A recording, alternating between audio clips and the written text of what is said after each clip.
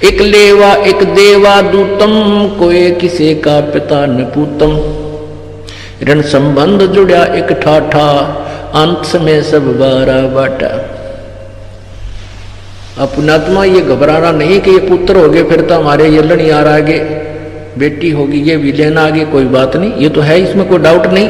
लेकिन अब हम परमात्मा की पावर से जुड़ गए, इनका लेन देन वो भगवान आसानी से करवाओगा। और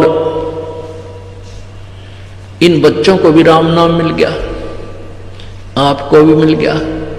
ये परमात्मा आपके सूली को सूल में कांटे में डालने लग जाएगा। तो ऐसे ही आपको परमात्मा की शक्ति यानी बिजली का कनेक्शन मिल गया। अब ये चिंतित ना होना, अब तो ये तो है, इसमें तो कोई शक नहीं। बेटा और बेटी हमारे पिछले संस्कार से जुड़े हैं, ये नो डाउट। अब हमने परमात्मा की शक्ति का सहयोग मिल गया है, ये आसानी से निमट जाएंगे। हमें दुख ना होगा, कष्ट नहीं होगा। कैसे होगा? एक समय एक नगर के बाहर एक आश्रम बना हुआ था।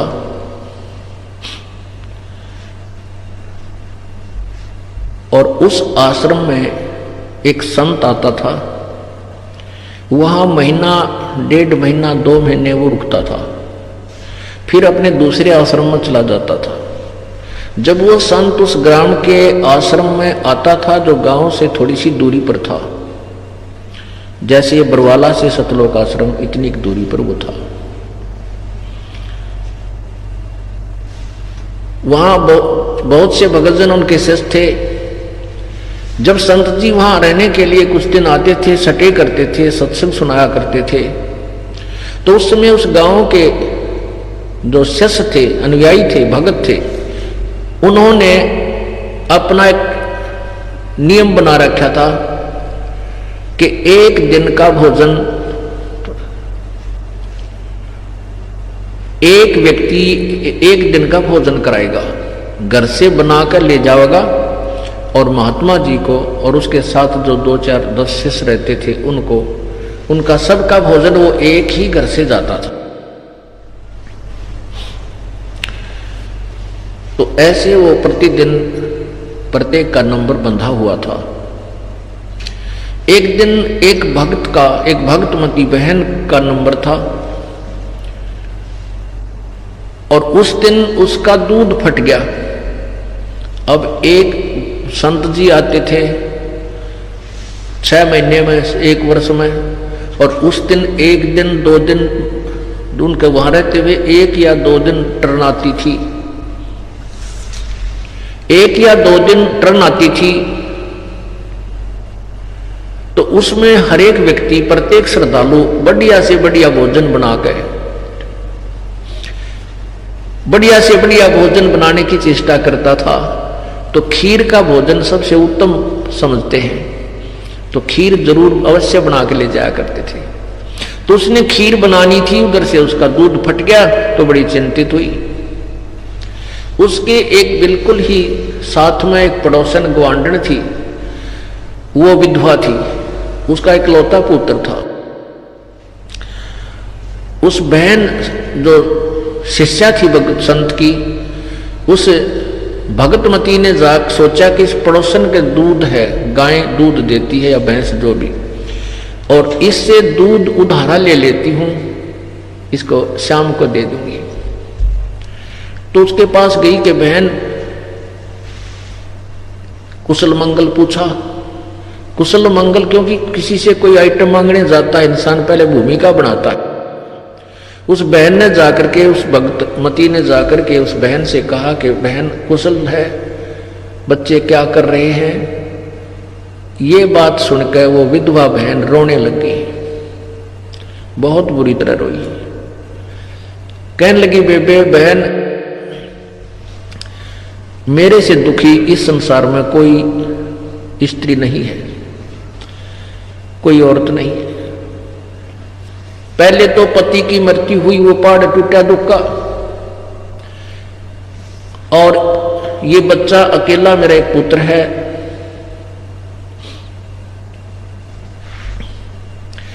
मैंने ये सोचा था कि बच्चा भगवान ने एक बालक दे रखा है, इसको पाल पोस कर बड़ा कर दूंगी। इस उद्देश्य से मैंने दूसरी शादी भी नहीं कराई और ना ही किसी कर्तव्य में पीछे रही, यानी बच्चे को बहुत पिता वाला प्यार भी दिया मैंने। इसने जो भी मेरे से मांगा वो वस्तु जितनी संभव थी मैं इसको देती रही। और ये भी इसके कारण ये बिगड़ गया, जवान हो गया, अब घर से बाहर चला जाता है, मेरी एक बात नहीं मानता, ना पता ये रात में किस टाइम आकर पड़ा है और क्यों कहती हूँ तो जवान बेटा है, डर लगे कदे ऊक चूक ना कर जाए, उल्टा बोलता है, कति कहे कि नहीं मानता, आज्ञा का पालन नहीं करता। सारी रात उसके दरवाजे की तरफ देखती रहती हूँ, भगवान कोई ऊक चूक ना हो जा। और ये निकम्मा शराब पीण लग गया। न्यू कहकर बहुत रोई। उस सत्संग में जाने वाली बहन ने कहा कि बहन तू एक बात मान मेरी, हमारे साथ सत्संग में चला करे, यूं तो तू रो रो कर मर लेगी, यहाँ सारा दिन यह बात तेरे मन में घूमती रहती है, आप मेरे साथ सत्संग में चला करें। वहां जाने से संत के आशीर्वाद से और वहां भक्तों से मिलेगी, बहन बेटियों से मिलेगी, तेरा मन कुछ परिवर्तन आएगा। तो वो लड़की कहती है कि वो जो लड़की विधवा थी वो कहने लगी, बहन मैं नहीं जा सकती तुम्हारे साथ, क्योंकि तुम्हारे सिर पे धनी है, तुम्हारे पति जीवित हैं, तुम्हें दुनिया कुछ नहीं कहेगी, और मेरे पति है नहीं, और मैं आगे संसर्ग में जाने लगी क्योंकि तुम रात्रि में भी जाते हो तो जनता ना बने दाने के मुंह बनावेगी, मेरा तो जीना आराम कर देंगे। तब उस बहन ने काफी समझाई कि वे देख मीराबाई थी, मीराबाई का पति मर गया था, फिर भी वो मंदिर में जाने से, अपनी पूजा से और मंदिर में जाने से रोकी नहीं। और यदि मीराबाई समाज ने देख के भक्ति ना करती तो आज ना जाने की कुतिया बनी फिर वो समाज से संघर्ष करके परमात्मा के मार्ग पर लगी रही, तो परमात्मा ने उसका सहयोग दिया। इसी प्रकार जो भक्त ईश्वर के मार्ग पर संघर्ष करता है उसके साथ भगवान रहेगा, अगर सच्चे दिल तो उसकी तरफ है, उसको बाधा नहीं आने देगा। ठीक है, थोड़ा बहुत संघर्ष जरूर हो जाता है। और कहा बहन अगर तेरे घर में कोई उपचूक होगी, तेरे बेटे की उपचूक होगी, ये समाज कुछ नहीं देगा तुझे। अगर तू अपने बच्चे की भी रक्षा चाहती है, तेरे यहाँ रोने धोने से कुछ नहीं होगा, संत शरण में चल। और प्रभु की कृपा से कहते हैं संत शरण में आने से आई टले बला, और जय मस्तक में सूड़ी हुआ काटे में टल जा। तब तो मैंने बोली ना बेबे मेरे बस की बात नहीं, मैं नहीं कर सकती, तेरा शुक्रिया करती हूँ आपका जो मुझे शिक्षा दे रही है, बाकी मैं नहीं जा सकती। उस बहन ने कहा बहन मैं तेरे पास एक काम आई थी। तो वो बेटी जो विधवा थी वो कहने लगी बोल बेबे बहन क्या काम है, मैं क्या काम आ सकूं हूँ कि आज ऐसे ऐसे मैंने गुरुदेव का भंडारा देना था और मेरा दूध फट गया, मुझे दूध उधारा दे दे, तेरा सवेरा दे दूंगी जितना ले जाऊंगी। अब उस बहन ने दूध निकाल कर और खुट्टी का टांग रखा था पूरा का पूरा। उस लड़की ने आप देखा ना ताब देखा, नौका ने उठा कर वो दूध बाल्टी का सारा उसके पात्र में डाल दिया जो वो लेकर गई थी।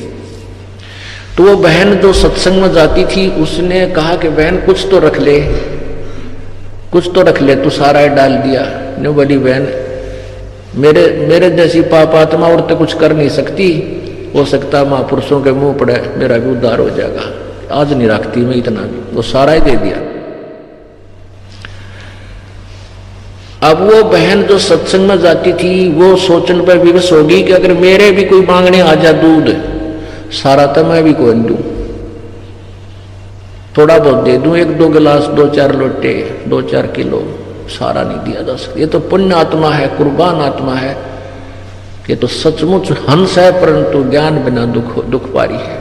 यह सोचती सोचती वह सत्संग में आ गई, सतगुरु के पास, संतों के पास चली गई। क्योंकि परमात्मा कबीर जी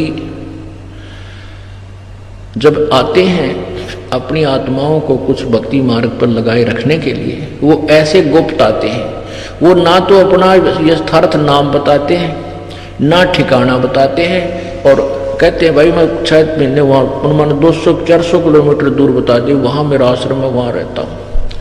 फिर 500 और किलोमीटर दूर बताते, फिर वहाँ रहता हूँ। वह कौन जा, पहले पुराने समय में कोई कन्वेंस साधन थे कोई ना कोई ऐसा टेलीफोन सिस्टम था, पूछ पाछ लें कित के रहे संत, तो ऐसे परमात्मा कल्याण करते फिरा करते थे। तो वो बहन जो सत्संग में जाती थी, जिसका दूध फट गया था, वो बहुत विचार करती करती और संत का वो भोजन बना के लेगी, और मन में न्यू रख जाए वो बहन सत्संग में आ जाए तो उसका तो उद्धार होया पड़ा है। घनी अच्छी आत्मा है, बहुत पुण्यात्मा है। अब पुण्यात्माओं ऐसे पुण्य स्वरूप होता है। अब बहाना बना, उस पुण्यात्मा का भोजन परमात्मा तक पहुंचा, उसका अन्न यानी उसका दूध भगवान को भोग लगा, संत भक्तात्माओं ने भी खाया, उससे उसका पुण्य कर्म जुड़ गया परमात्मा से, उसका लिंक रस्सा बंध गया उसके गले में माले काड़ा। उस ऐसे धीरे धीरे उस बहन ने सोचा, प्रेरणा दी परमात्मा ने, उस सत्संग में जाने वाली बहन ने सोचा कि आज इस बहन के पास फिर चलती हूं, वहां जावे 1 घंटा बैठ के मालिक की चर्चा सुनावे। धीरे धीरे 2-3 दिन के बाद उस बहन का मन परिवर्तन हो गया, जो विधवा थी। तो उसने एक दिन स्वीकृति देती, बहन मुझे भी ले चल एक दिन सत्संग में। तो वो बहन उसको लेकर के सत्संग में गई, परमात्मा के वचन सुने, उसने तो नाम ले लिया, उपदेश ले लिया। अब उपदेश ले लिया तो फिर उसने कहा कि बहन एक दिन मैं भी भंडारा करना चाहती हूँ, गुरुदेव का भोजन देना चाहती हूँ, मेरा भी नंबर लगवा दे। अब वो नंबर उनके सबके फिक्स हो रहे थे और कोई देने को तैयार नहीं अपना नंबर, ना भाई मैं मुश्किल से 2 महीने में नंबर आया है और मैं नहीं दे सकती, हम नहीं दे सकते, हम भोजन करावाएंगे। तो उधर से उस बहन का दोबारा जब टर्न आई, वो कहने लगी बहन डट जा 2-4 दिन, अब के मेरा जो टर्न आएगा उसमें से एक समय का भोजन तू करवा देना। पुण्यात्माओं वो दिन आया, उस बहन ने उस विधवा बहन को कहा कि आज शाम का भोजन तू बना ले बहन, आप ले आना। तो उसने बड़ी खुशी मनाई और फुल्ली नहीं समावे, सारे चूल्हे लिपे, नहा धोकर स्वच्छ कपड़े पहन कर संत का भोजन तैयार किया, खीर बनाई, 2-3 प्रकार की सब्जी बनाई। अब क्या हुआ, उसका इतना तेज बुखार हो गया कि उसकी हिम्मत नहीं रही 10 कदम भी चालन की लड़की। अब वो लड़की अपनी बदकिस्मत को, दुर्भाग्य को कोस रही है, हे भगवान मैं कितनी दुष्ट आत्मा हूं, हाथ पैर जोड़ के तो मैंने टर्न ली भगवान के भंडारे की, और आज यदि मैं ये भंडारा नहीं लेकर गई, वहां संत का भोजन नहीं पहुंचा सकी, तो आगे मुझे कोई भी अपनी ये टर्न नहीं मिलेगी, मुझे सौभाग्य नहीं प्राप्त होगा भविष्य में संत के भोजन कराने का। क्योंकि सत्संगी भाई बहन कहेंगे कहते हो तब हम भी गुरुजी भूखे रख दिए तने हैं और समय पर भोजन नहीं पहुंचा सकी, आगे तुझे टर्न नहीं मिलेगी। वो आप सोच रही है कैसा होगा, और कति हिम्मत नहीं, 10 कदम नहीं चल सकती, इतना तेज बुखार हो गया। और उसको ये मालूम था कि मेरा बेटा, पहली बात तो वो आवे को ना 12 बजे तो पहले, और आ गया तो वो क्या नहीं मानता। अब क्या होता है, अब क्या होता है कि उधर वो लड़का क्या था, वो चोरी करा करता, कि रोजाना माँ कहां से दे उसको शराब पीने के पैसे, वो चोरी करने लग गया, वो एक गिरोह में मिलकर। तो उसके साथियों ने, चोरों ने स्कीम बनाई कि भी आज रात ने राजा के महल में चोरी करांगे, और राजा की रानियां के ना 9-9 लाख के हार है भाई, एक हार हाथ लग गया ना, ओहो बस मौज माच जाएगी, कोठी बनावांगे, न्यू कर लेंगे, शादी करावांगे। वो शेख चिल्ली वाले उन्होंने अपनी खूब पुल बांधे, तो उन्होंने सकी अपना जो प्रोग्राम तय कर लिया कि रात ने 12 बजे वहां मंदिर में आ जाना और वहां 12 बजे के बाद फिर चोरी करने इकट्ठे चलेंगे। अब वो लड़का, इसलिए वो जल्दी आ गया, खाना खुना खा लूं और फिर रात में वहां चलना है। वो लड़का आ गया शाम को वक़्त से। उसकी माँ ने कहा, बेटा एक काम कर, आज तो मेरा सारी कहानी बताई कि मैंने ऐसे ऐसे गुरुजी के भोजन का आज नंबर ले रखा है और आज मेरा बुखार हो गया बेटा, देख। उस लड़के ने हाथ पकड़ कर देखा, माँ का बुखार बहुत तेज। कहा, माता जी, माँ आपका तो बहुत तेज बुखार है, सचमुच आप तो आग की तवे की तरह गर्म हो, आप विश्राम कर लो। उसकी माता जी ने कहा, ठीक से बेटा मैं विश्राम कर लूंगी, पर तू एक मेरा काम कर दे। आज मैंने गुरुदेव का भंडारे यानी भोजन के लिए समय मांग रखा है, यह भोजन तैयार कर दिया। पुत्र मैं जा नहीं सकती, मेरा चला नहीं जाता, आप ये भोजन उस आश्रम में दिया पहुंचा दो।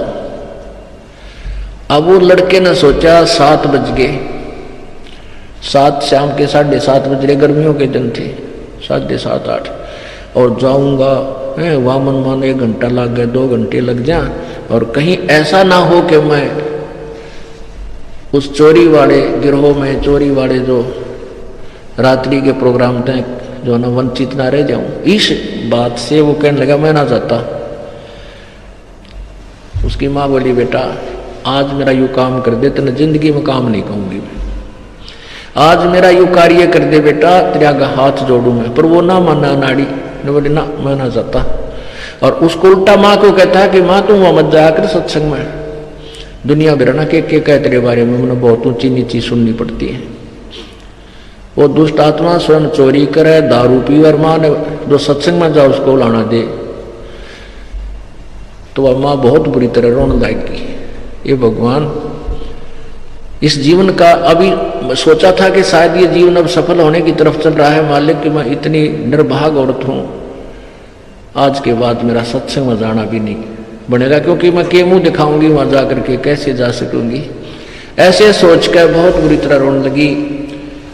तो लड़के ने फिर दया आ गई कि माँ तो बहुत बुरी तरह रो रही है, हिसाब लायक जल्दी जल्दी जाकर दे आऊंगा, 2 घंटे लग जाएंगे, गणे गणे 8 बजे हैं, 10 बजे तक आ लूंगा।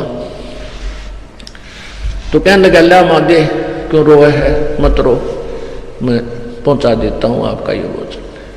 उन्हें बांध कर दर रखा था, वो पकड़ा दिया, अगले बेटा तेरा बुलाओ, ले जाए इसने। तो वो संत के वहां आश्रम में पहुंचा, और उससे पहले वो बहन जाती थी ना, गुरुजी का गए का प्रार्थना करा करती है, हे गुरुदेव, ये महाराज जी मेरे बेटे ने शरण में ले लो। सो संत कहा करते, गुरुजी परमात्मा कहते थे, बेटा आप लगी रहो, आपके लगे रहने से जब पुनः प्रवेश होंगे आपके घर में, बच्चे की बुद्धि भी भगवान बदल दे। तो वह लड़की इसी उद्देश्य से बार बार प्रार्थना करती थी, प्रतिदिन एक ही रटला रखी थी। अब उस दिन देखा कि वो ही लड़का उसी बहन का, रामो का, और रोटी खाना लेकर आया है। तो वहाँ सेवा करदार और बहन बेटी जो जाते थे भक्त, उन्होंने गुरुदेव से कहा, गुरुजी आज तो वो रामो वाला लड़का आ गया, आपने बड़ी दया करी। हे परमात्मा, बेचारी बहुत दुखी थी, गढ़ाने कम्मा बालक था, बिगड़ रहा था, कति शराब पीवे और माँ का क्या नहीं माना था, आज तो आपकी रजा होगी, ये आपका भोजन लेकर आया है। तो महात्मा ने सोचा कि भगवान तले सुनता ही है कभी ना कभी, जो सच्चे दिल से पुकार करता। अब उन्होंने पूछा, भाई महाराज जी कहाँ है? वो भगत कहने लगे, भाई बैठ जा, स्नान करने गए हुए हैं, अब स्नान करके आवेंगे फिर भोजन करेंगे। अब संत जी स्नान करके आए, आसन पर बैठ गए, वो जहाँ भोजन करते थे। तो वो लड़का भी बोला, ले महाराज जी भोजन खा ले। उस जो भगत थे उन्होंने उस लेकर उस लड़के से थाली में मालिक संत के सामने परोस दिया। संत जी ने सोचा, वह बेटी बहुत दुखी है, इस बच्चे से थोड़ी सी देर इस बालक ने समझा दूं, इसको कुछ ज्ञान दे दूं, बस इत रुकेगा नहीं, क्योंकि इसकी जल्दी जाने की नीयत है। तो संत जी भोजन आगे रखा हुआ है और उसको उपदेश देने लगते हैं, बेटा माता पिता की आज्ञा का पालन करना चाहिए, और ऐसी माँ नहीं मिलेगी जो बच्चे को भगत बनावे। और बेटा शराब पीना बहुत पाप है, शराब में ये अवगुण होते हैं, ऐसा होता है भगवान की भक्ति ना करने से इतने कष्ट आते हैं। वो लड़का कहता बाबा जी रोटी खा ले जल्दी, मैं तेरा प्रवचन सुनना आया, मैं तो मेरी माँ दुखी हो रही थी इसलिए तेरा ये टिकड़े लेकर आया हूँ, खा ले जल्दी, मेरे बर्तन दे और जाऊँ। वो इतना नाड़ी था। तो वो संत जी मन मन में सोचते हैं वाली बेटी ठीक कर हुआ है तो कति दुष्ट आत्मा है, इसका तो 1% भी ना शर्म ना लिहाज, बड़े छोटे की भी कोई ना। तो संत जी अपना रोटी खान लागे के माथा मारो डांगर गेला। तो उसने संत जी ने खाना खा लिया। खाना खाने के बाद कहने लगे भाई बर्तन साफ कर दो और इस बच्चे ने दे दो, वो जो दूसरे सेवक मारे थे। वो लड़का बोला, उसने सोची ये आध घंटा धोआ धाई करेंगे, मैं बोला ला मेरे नौके ने पकड़ा, मनवार हो से देर होती है। वो यूं के यूं उठा कर जूठे साचे बर्तन बांध कर बस स्पीड तक चल पड़ा। क्यों, उसने तो रात के 12 बजे दिखे थे और रानिया के हार दिखे थे नालायक ने। तो वो बहुत जल्दी जल्दी चला आ रहा था। रास्ते में उसके पैर में कांटा लग गया, अच्छी लंबी बबूल की का कांटा, यानी वो सूल चल गई पैर के अंदर, घुस गई, पूरी टूट गई अंदर। अब इतना दरपीड़ा होने लगी उसके कि एक पैर से वो लंग करने लग गया और धीरे धीरे पैर टेकता हुआ एक पैर का एक हिस्सा लंग करने वाले पैर का कितना टेक के वो चल रहा है। जब वो अपने घर पर पहुंचा तो बर्तन जाकर पटक कर मारे और माँ को खरी खोटी सुनाने लगा। वो नालायक कहने लगा कि आज गया था तेरे सत्संग में, बड़ा कर दी बात, गुरुजी ऐसे कर देते हैं, भगवान के दरबार में जानते नो हो जाए, ठीक हो जाए, फलान हो जाए, ये सब बकवाद है। और आज मेरे पैर में कांटा लग गया, वहां गया था, आज पाछा मुंह भी ना करो तेरे सत्संग का ना, चाहे भूखा मरो तेरा गुरुजी है। आज मेरे पैर में कांटा लग गया, मेरा चला भी ना जाता। तो वह माई ने सोचा ये भगवान देखी से दुर्भाग्य मेरा, हे परमात्मा इसका ये कांटा भी आज लगना था, ईशान्य को महाना मन जान देना आप जाओ आज के बाद। देखिया क्या हुई मेरी माड़ी किस्मत ने, अपनी किस्मत ने रो रही है कि भगवान यू के बनी, हे परमात्मा इसका यू कांटा लग गया, ये तो घना निकम्मा बालक से। तो उसने फिर उठी बेचारी ने, पहले जैसा भी देसी ट्रीटमेंट घर में हुआ करता, तेल पानी का फोआ सा बनाकर उसका बांध दिया कि बेटा सवेरे कांटा निकलवा दूंगी। अब दोनों माँ बेटा अब वो जा नहीं सका चोरी करने के लिए कि उस पर चला जाना भाग्या जाना, वो नहीं जा सका और सारी रात इधर उधर बकवाद करता रहा, माँ ने खरी खोटी सुनाता रहा। क्यों, उसको तो माया दिखा थी चोरी वाली। उधर से उसके साथियों ने 12-1 बजे तक इंतजार करी, वो तो नहीं आया, चलो हम चलते चोरी कर। वो चोरी करने चले गए, राजा के महल में घुसने की चेष्टा करने लगे तो वहां सिपाहियों ने उनको पकड़ लिया, अरेस्ट कर लिया और सुबह राजा के दरबार में पेश किया। मंत्रियों ने कहा कि राजन ये इतने खूंखार व्यक्ति हैं, इतने खूंखार डाकू हैं, चोर हैं, जब राजा के महल में चोरी करने का डेयर कर सकते हैं, हौसला कर सकते हैं, जनसाधारण को ये नहीं बख्शेंगे, इनको कठिन से कठिन सजा दी जाए। राजा ने आदेश दे दिया कि आज शाम को 4 बजे इनको सूली तोड़ दो। पहले सूली कैसे तोड़ते थे कि एक लंबा सा ताकूतार, एक सरिया सा होता था एक सूत का, और उसको ऊपर से बहुत पहना नुकीला भाले की तरह कर देते थे और एक लकड़ की चकली के ऊपर रख देते थे, उसको फिक्स कर देते थे। और उस चकली के ऊपर एक और गोल गोल सा चक्कर लकड़ का, उसके ऊपर व्यक्ति को बांध देते थे, ना तो उठ कर बाज ले, उसके ऊपर बांध देते थे, ऊपर वाले फट्टे पे बैठा देते थे चक्री, गोल गोल चक्री पे, और नीचे वाले में एक भाला कम से कम 3 फुट का वो लोहे का नीचे वाले पर होता था, उसको फिर ऊपर से छोड़ देते थे। तो वो चक्र पर बंधा हुआ एक सुराख होता था, वो सुराख नीचे आकर के में से उस भाला पार कर करके जो उसके ऊपर बांध रखा था वो व्यक्ति, उसके शरीर के नीचे से आर पार धीरे धीरे वो क्योंकि वजन में वो नीचे आता और भाला वो जो सूली तोड़ा जाता था, वो जो सक्रिय सा था, वो भाला उसके अंदर से आर पार और शरीर में से सिर के मां से निकल जाता था ऊपर, और वो काफी देर चिल्ला चिल्ला कर बहुत देर में मरता था। ऐसे सजा दी जाती थी, सूली तोड़ा जाता था। इसको सूली की सजा कहा करते हैं। उससे पहले उन्होंने क्या किया कि इसको, इन सभी को पूरे नगर में घुमा दो, इनका काला मुंह करो, और आगे एक ढोल बजाने वाला चलता था। वो एक किस्म का ढोल ऐसा होता था, उससे नागरिक समझ जाते थे कि आज किसी को सजा दी जाएगी, और उनको उस ढोल वाले के पीछे पीछे सैनिक लेकर चलते थे जिसको सजा देनी होती थी।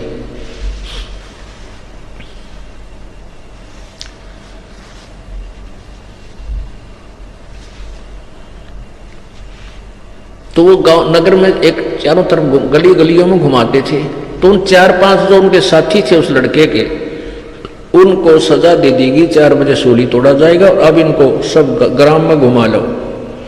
तो सुबह सुबह 8-9 बजे 10 बजे सी उनको पूरे नगर में का घुमान लग रहे, वो ढोल बाजता हुआ चल रहा है। तो उस समय सभी ग्रामीण अपने अपने घरों से बाहर निकल कर देखा करते आज किसको क्या सजा मिलेगी, कौन है जिसको आज सूली की सजा मिलेगी। तो उसकी मां ने सुबेरा उस लड़का जो उन चोरों का साथी था, उस विधवा बहन का पुत्र था जिसको कांटा लग गया था, तो मां ने सुबेरे उठकर वो कांटा निकाल दिया। उसके बाद जब वो ढोल बजता हुआ आया, दोनों मां बेटा घर से बाहर निकलकर गली में खड़े हो। जब वो गली में से निकले, उसके साथी उस लड़के ने पहचान लिए। वो पुलिस वाले उनका डंडे मारे और कहीं आवाज लगाओ। वो क्या कहते, हम चोर हैं। क्या बोल रहे हैं, हम चोर हैं, हम चोरी करते हैं, हम पापी हैं। आज रात्रि में हम राजा के चोरी करने गए थे, उसके प्रतिफल में आज हमें, आज 4 बजे सूली तोड़ा जाएगा। कोई सुनता हो तो कोई भी चोरी ना करियो, कोई पाप ना करियो। नो करते हुए जा रहे हैं और पुलिस वाले उनका डंडे मारते हुए चल रहे। जब उस लड़के ने देखा कि तो मेरे वाले साथी हैं और वो आगे को चले गए, वो तो कहते कहते। अब मां अपने अंदर आकर काम लागी। अब वो लड़का बहुत सतब्ध रह गया। वो तेरा गजब हुई, आज तो तू भी सूली टूट जाता, आज तेरी मृत्यु थी। यदि तू ये तेरा कांटा ना लगता तो आज तेरी भी मृत्यु थी। अब पुण्यात्माओं, जब तक मृत्यु ना दिखती ना, इतने ये इंसान बकवास बहुत करे, और जब मौत दिखाई दे इसका कति पसीने छूट जाते हैं, कोई भी चाहे राष्ट्रपति क्यों ना हो। तो उसने सोचा, उस समय इसको सारी बात याद आई, तो अंदर आके अपनी मां से बोला, मां रोन लग गया बुरी तरह। क्या हो गया बेटा? अपनी मां के सीने से चिपट गया और रोए रोए। उसकी मां बोली, बेटा क्यों रोए है? तो कांटा भी निकलवा दिया तेरा, क्या पीड़ा है मेरे चांद बताइए। ने बोला, मां बुलाओ तेरे गुरुजी का और बुलाओ तेरे सत्संग का, उसका भोजन लेकर गया तेरे संत का। और मुझे अगर कल कांटा ना लगता, ये मां तेरा बेटा नहीं था, तेरा बेटा आज सूली टूट जाता। हे मां, तू किसके सहारे रहती? मतलब उस समय इतनी मार्मिक बातें कह रहा है, वह मां भी रोने लगी। अग बेटा, मेरा बेटा क्यों सूली टूटे? सूली टूटने वो चोर जो चोरी करते हैं, मेरा बेटा चोर थोड़ा ही है। उन्होंने बोला, मां हाँ तेरा बेटा चोर भी हो गया था, मां मैं इनके साथ जाना था और इसी कारण से मैं आपके संत की रोटी नहीं देने जाऊं था, कहीं मैं पीछे ना रह जाऊं। और जय कल मेरा सूली या सूल ना लगती, कांटा नहीं लगता, मां तेरा बेटा नहीं था। तब वो मां ने करी नकम्मे, चल शराब तो पिया करता, अरे दुष्ट तो चोरी भी करने लग गया था। कहा मां कति गिर गया था बताए, और कान पकड़ता हूं दोनों, आज के बाद कोई बुराई नहीं करूंगा, अपनी मां के साथ सत्संग में जाया करूंगा। बोलो सतगुरुदेव। तो परमात्मा कहते हैं, बंदी छोड़ अपनी महिमा बताते हैं कि संत शरण में आने से आई टले बला, और जय मस्तक में सूड़ी होगा कट्टे में। अगर आप ये वीडियो YouTube पर देख रहे हैं तो हमारे चैनल को सब्सक्राइब करें और बेल आइकन को दबाना ना भूलें। अगर आप Facebook पर ये वीडियो देख रहे हैं तो हमारे पेज को लाइक करें।